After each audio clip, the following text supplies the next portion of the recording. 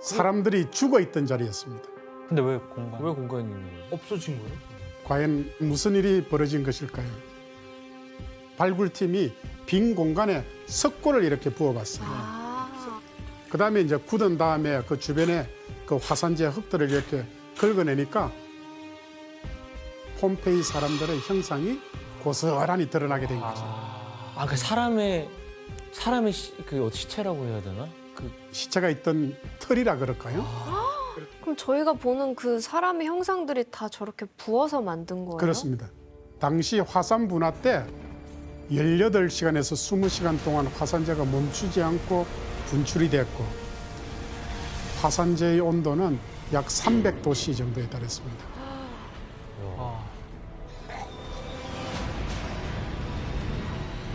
말도 안 돼. 300도예요, 저게.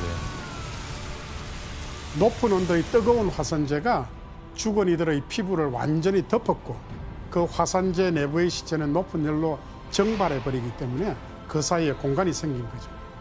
좀 끔찍하다. 와. 그러니까. 그 구멍이 증발을 할 정도로. 아이러니하게도 엄청난 두께로 쌓여 있었던 이 화산재로 인해서 폼페이 사람들의 모습이 그대로 보존될 수 있었습니다. 그럼 다시 부활한 폼페이 최후의 날 사람들의 모습을 직접 확인해 보도록 하겠습니다. 끔찍하죠.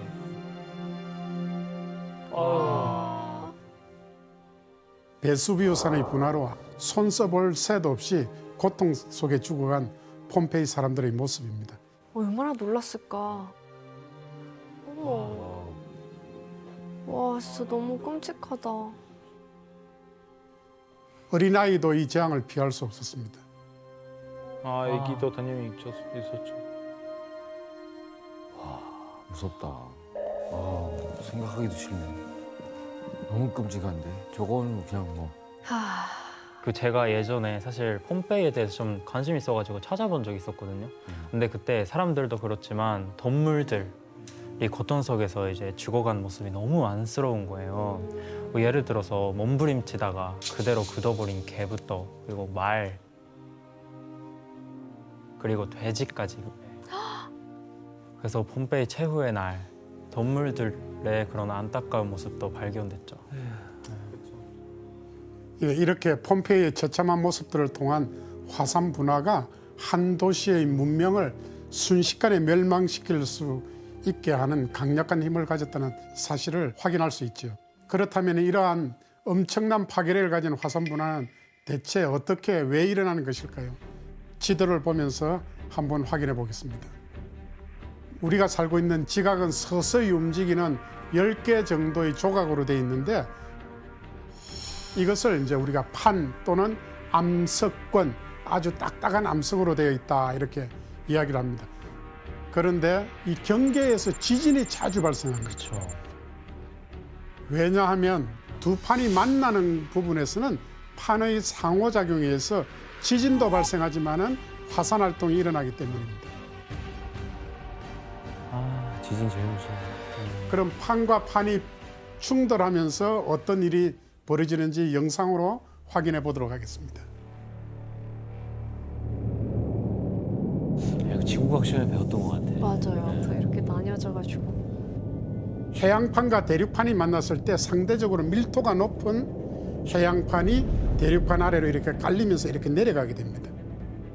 맞아. 판 밑으로 내려가서. 그래.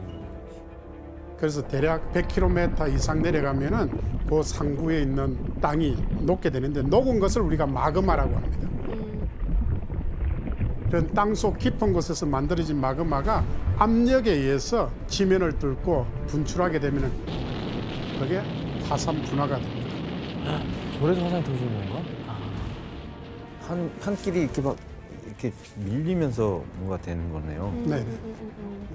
그런데 폼페이의 베수비우스산은 대륙판인 유라시아판하고 아프리카판의 해양판이 그 밑으로 이렇게 충돌해서 내려가면서 분화가 일어나게 된 거죠. 화산이 어떻게 분화하는지 이해가 되셨습니까? 계속 저게 마찰이 생겨서 그렇구나. 교수님, 그 네. 활화산이라고 하는 것들은 네. 그럼 뭐 언젠가는 무조건 폭발하는 건가요? 그런 가능성이 있죠. 그래서 이제 화산은 그 활동성에 따라서 활화산이냐 사화산이냐 두 가지로만 이제 구분을 합니다. 예. 활화산은 정의가 뭔가 하면은 현재 활동을 하고 있거나 과거 1만 년 이내에 활동한 경험을 가지고 있는 화산을 활화산이라고 하고 1만이요. 반면에 활동이 완전히 끝나서 앞으로 화산 활동이 일어나지 않고 형태만 화산의 형태를 가지고 있으면 그걸 사화산이라고 합니다. 예전에는 휴화산이라고 해서 휴화산은 과거의 활동 이력을 가지고 있지만은 지금은 활동을 멈춘 화산이거든요. 그런데 최근에 휴화산으로 알고 있었는데 갑자기 깨어나 가지고 활동을 해서 사람들한테 많은 피해를 주기 때문에 이제 정의 자체를 휴화산이라는 용어 자체를 사용하지 않습니다. 20년 전에 썼는데요. 예. 그래서 이제 그건 옛날 내용이고 지금은 이제 활화산이냐 사화산이냐 두 가지로만 구분한다. 우리 학교 다닐 때랑 달라요. 발전한 거죠. 그럼 알베스트 씨 지금 저 베수비오산 활동하고 있는 거예요? 네, 활동 중이에요. 또 저기 설 수 있는 거예요 그러면? 뿐만 아니라 놀러 가기도 하고 많이 보러 가죠, 우리는. 관광지로 네 어떻게 그래요? 그냥 일상생활이 돼버린 거고 약간 선진이죠. 와. 그래서 이게 요즘 진짜 우리 많이 놀러 가요. 또 거기 재밌는 얘기도 많아요. 예를 들어서 이 관광 사업이 언제 시작했냐면 1888년에 이렇게 영국 사업가 토마스 쿡은 네. 이 케이블카 인수해가지고 여기 관광업 좀 추진을 하자. 네. 근데 그 당시에는 19세기 말이니까 사람들이 거기까지 올라가는 게 약간 겁이 있어가지고 안 올라가려고 했었죠.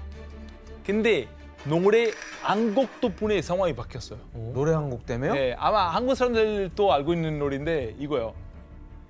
얌메 얌메 얌메 얌메야 얌메 얌메 얌메 얌메야 푸니꾸리 푸니꾸라 푸니꾸리 푸니꾸라 얌메 얌메야 이 노래인데 이 노래 때문에 올라갔다고요? 맞아요. 이 노래는 케이블카 이 나폴리 말로 푸니쿨라라고 해요. 푸니쿨라 이탈리아 말로 푸니쿨라인데 케이블카 타고 산 꼭대기 가자 이런 말이에요. 근데 이 노래 완전 대박 나가지고 너무 잘 된 거예요. 그래서 사람들이 좀 겁을 좀 없어지고 많이 올라가기 시작했는데 실제로 너무 잘 됐어요. 근데 우린 이 노래를 왜 알고 있죠? 유명한 노래죠.